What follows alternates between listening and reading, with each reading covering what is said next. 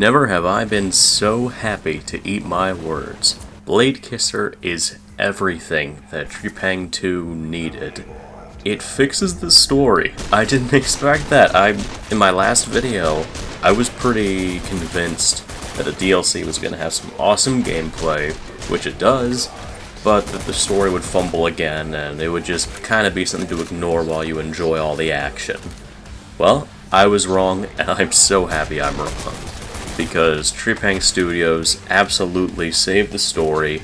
They made something great with not just the DLC, but the update that came with Trepang2. They've added a lot of content for free players and for DLC buyers alike. It's something else. The gist of what all they added has been covered in their trailer, so I'm just going to focus on the big additions. In this case, the 2 story missions with the Bladekisser DLC, and the other plot-relevant content that was added for free. So a big update that I didn't even realize they added, I guess it was kind of a stealth update, is that they've added voice lines for a lot of the old HVTs that were in the game, which gives them more characterization, more presence on the battlefield. It's a nice thing, because you had these mini-bosses that would pop up. Sometimes they would have special stats, or they would have some lore relevant to the level, but aside from cool counters like Chronos, where this guy's traveling through time and fighting you at different points, there wasn't really much that came of their battles, but now they have unique dialogue that ties into the progression of the level, what's going on in it, sometimes taunting you directly. It's cool stuff. I really like it, and it adds on to the characters. It makes them more than just enemies with special models and stats. And this also ties into the big update that comes with Bladekisser. The 2 new levels, the Command Center and the Omega Facility. Director, diversion team standing by. Waiting for 06 to get in position. 106. Cross the water is the Omega-2 research facility. The only way inside is through a drawbridge. Secure it and await further orders. Both of which are fantastic. My only complaint right out the gate is that there's a bit of grenade spam. Enemies are too grenade happy, and it can be a little frustrating. Some of the enemies in Omega Facility also use the Juggernaut voice lines despite being normal enemies, which can be a little confusing. It can throw you off, make you think that you're fighting more of the armored boss fights instead of just normal people. But that's a nitpick. Though otherwise, things look fantastic. Omega Facility feels like a great tribute to Metal Gear Solid 2. The Command Center is a really heart-wrenching level that is a good job of giving this facility under attack vibe. It's a desperate sort of mission that is really intense. So, the meat of the video, why I'm so excited to talk about it. It's not just because the guns are cool, the additions are cool. The sword's great for stealth gameplay. I've seen some people pull off crazy combos and stuff, even in action, where enemies know where you are, using cloak and focus and other things. The machine gun's a blast to use, especially with the taser barrel.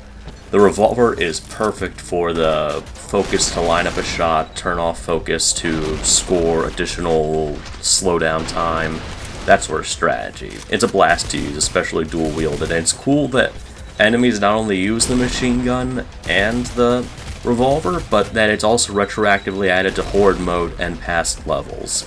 And that there's a sword added to the final level, so you can actually do a sword fight with Subject 107, which is cool. I don't know how effective it would be, but it still sounds like a fun, unique challenge to take on. I should try it sometime.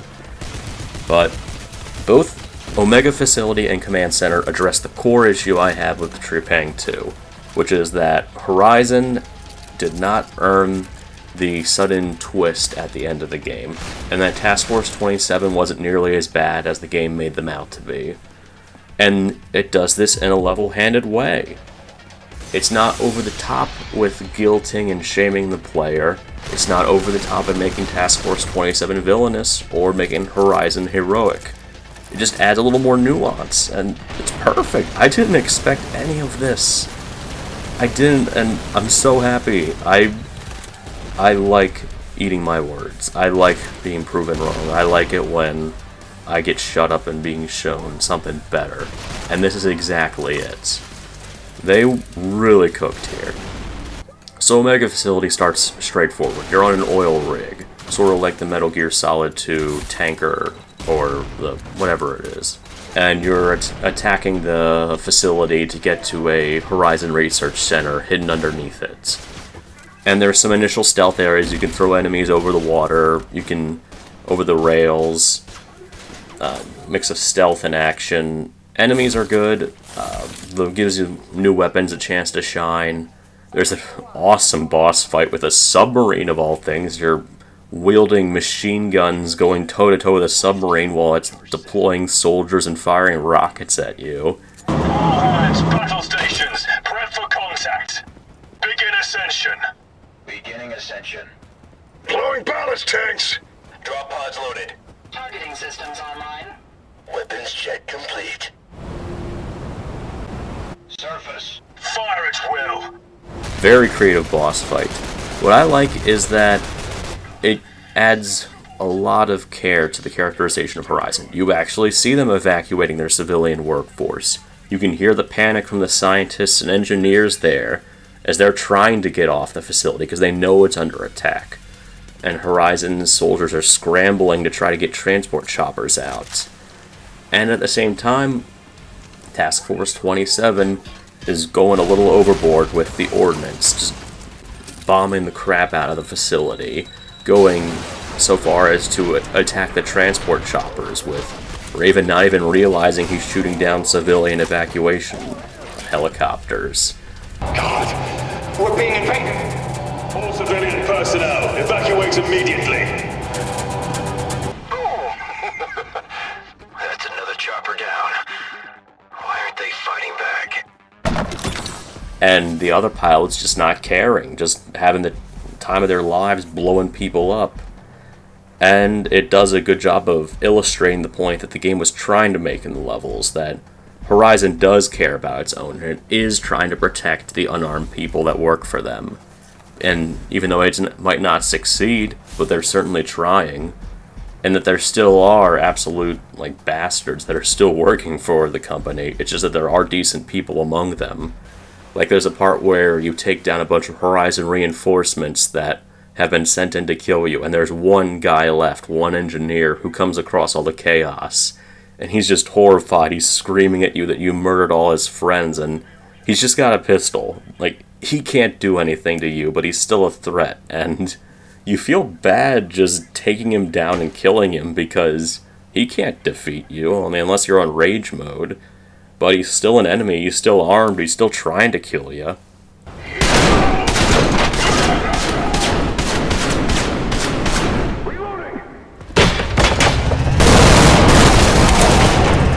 Same goes for when you come across a scientist who's trying to be evacuated alongside Talon. And he's an enemy, you have to kill him, he's still armed, he'll still fight you.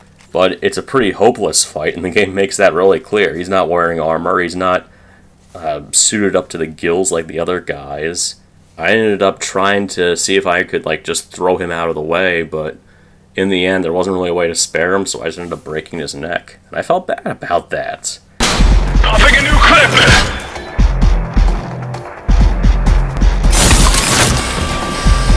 It's not too often a game goes to that length. Or how after the submarine fight, you platform across the debris to the next part of the facility, and if you listen carefully, you can hear the crewmates drowning and trying to gurgle their way back up to the surface for help. It just kind of hits you because you don't expect that.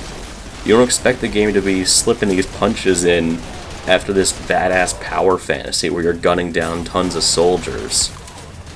The ending of Omega Facility also does a good job of keeping things gray in the sense that Horizon has a noble goal, but they're doing terrible things to achieve it. In this case, they're trying to break this cycle again. They're trying to prevent Task Force 27 and the Syndicate from cloning more soldiers. So they're doing this by bringing back Dr. Emerson from the dead, and when the attempts to break his, mental conditioning fail, they are pretty much trying to clone over and over again to see if they can manually break the cycle through brainwashing. They don't seem to really care about these clones either, as they just leave them in their cells to either rot or to be used as cannon fodder against you.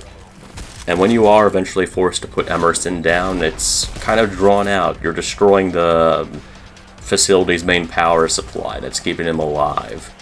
And it's a sad moment. It's rough. You don't want to kill this guy, you'd want to extract him.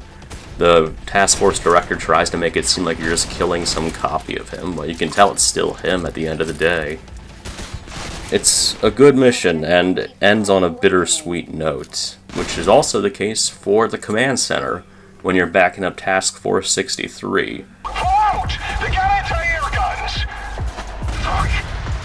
Director, we're falling back. LC is a no-go.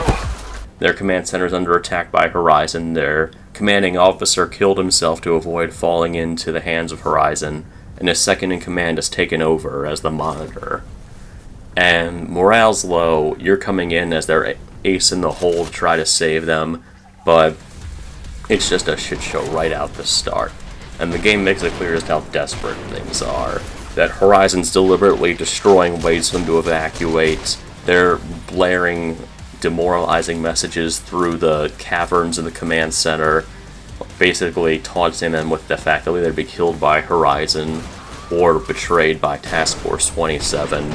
No one's coming to rescue you. Even your own friends have turned against you. Your only chance to survive is...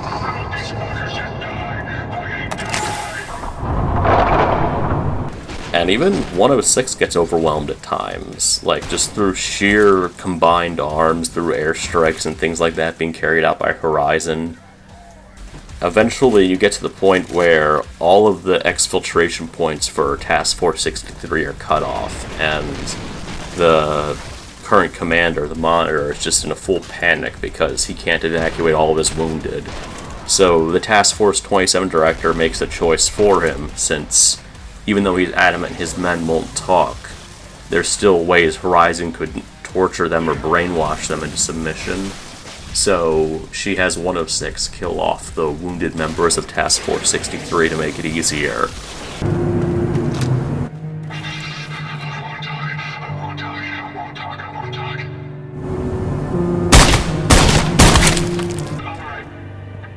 Take care of my team first, okay?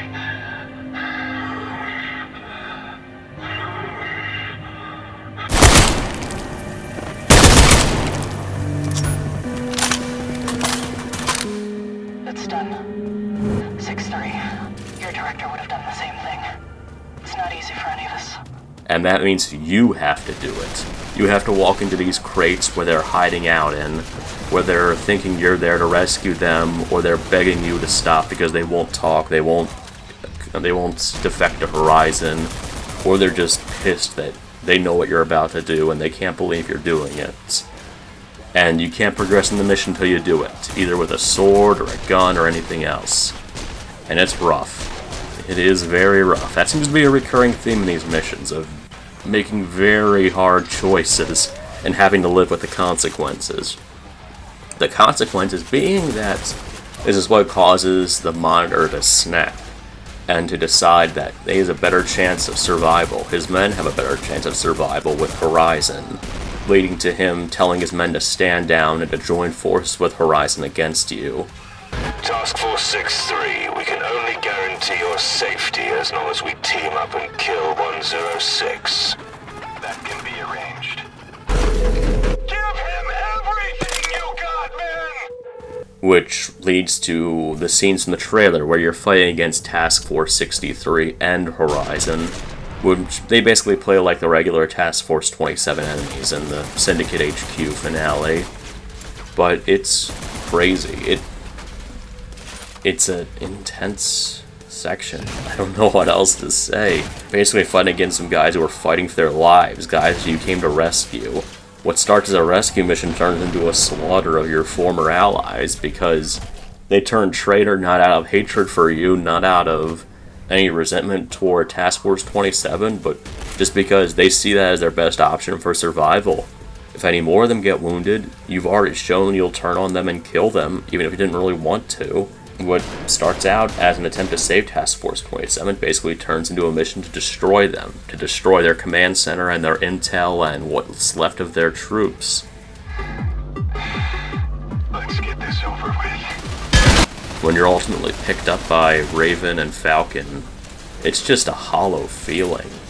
You might feel like a total badass with a sword or a revolver or any other guns just blowing your way through these guys, but half of them are people you came in to rescue. And that hits you hard too, that Task Force 27 might have sent you in there with noble intentions, but they were willing to turn on their own. They were okay with killing off their wounded to ensure they wouldn't be captured, even if there was a chance they wouldn't talk. Just as they're okay with turning on 106 once he completes his mission and outlives his usefulness. It sets up the betrayal well. After you kill Anton, it gives his warnings more credence. It makes the final mission a lot more impactful, especially because, as far as the game shows, Horizon was willing to honor the surrender of Task Force 63. The only demand they make is that they help defeat 106 because it's their only shot at survival. So even though Horizon pushed them into a corner and forced this defection, they were willing to honor it. There wasn't going to be some backstab later on as far as the game shows. And that does a lot for Horizon's characterization. It shows that they actually do have a bit of honor. They're ruthless. They'll use propaganda and demoralization to absolutely destroy the morale of Task Force 63. They'll do dirty, underhanded experiments, and they recruit pretty horrible people to act as HVTs. But to some degree, they are sincere with what they do. They want to stop the Syndicate. They want to stop the cycle, the constant cloning of people to serve these suicide missions.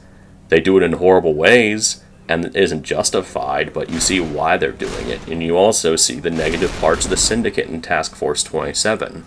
Raven's still a good guy, 106 is at least trying to be decent, but some of the other members just don't care less. They're either in it to have a good time killing, or to just blindly follow orders.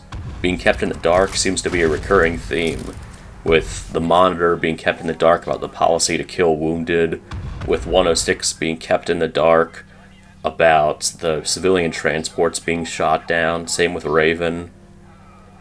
It's gray. It reminds me of Spec Ops The Line, honestly, and I say that's a very strong comparison to make, because I love Spec Ops The Line.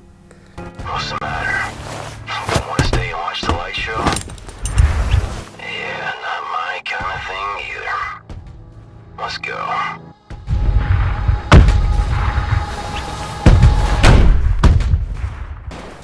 Bladekisser did what I didn't think was possible. It completely revitalized the story of Trepang2. It made the ending feel earned. It made the twist feel earned.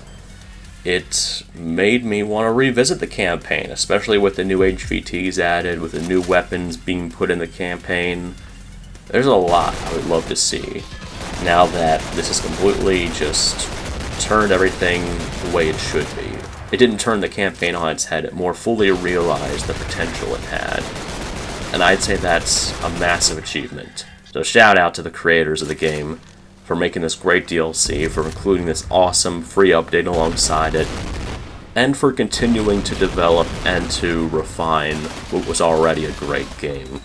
May pushed it into fantastic territory. Thanks for watching. Take care.